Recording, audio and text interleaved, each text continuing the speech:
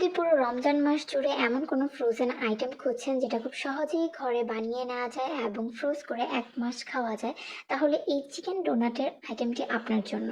তো এর জন্য প্রথমে নিয়ে নিতে হবে সিদ্ধ আলু, চিকেন, এর মধ্যে পেঁয়াজ কুচি, ক্যাপসিকাম কুচি, তার সাথে ব্রেড ক্রাম্ব, একটা ডিমটা দেওয়ার কারণে বাইন্ডিংটা খুব ভালো হবে। তার সাথে কিছু মশলা অ্যাড করে দিব, আর চিজ। মশলা কী কী অ্যাড করেছি তা ক্যাপশনে দিয়ে দিয়েছি।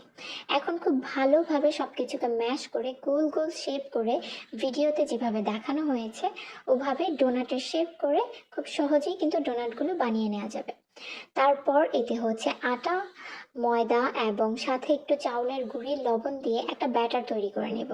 ব্যাটারের মধ্যে ডোনাটগুলোকে দিয়ে ডোনাটগুলোকে ব্রেড ক্রাম্পের মধ্যে ভালোভাবে ডুবিয়ে এগুলোকে জাস্ট ভেজে নিলেই কিন্তু হয়ে গেল খুব সহজেই বানানো চিকেন ডোনাট। আপনারা ডিপ ফ্রিজে এটাকে সংরক্ষণ করতে পারবেন প্রায় 1 মাস। রেসিপিটি ভালো লাগলে প্লিজ পেজটাকে লাইক এবং ফলো করবেন। ধন্যবাদ। যদি পুরো রমজান মাস জুড়ে এমন কোনো ফ্রোজেন আইটেম খুঁজছেন যেটা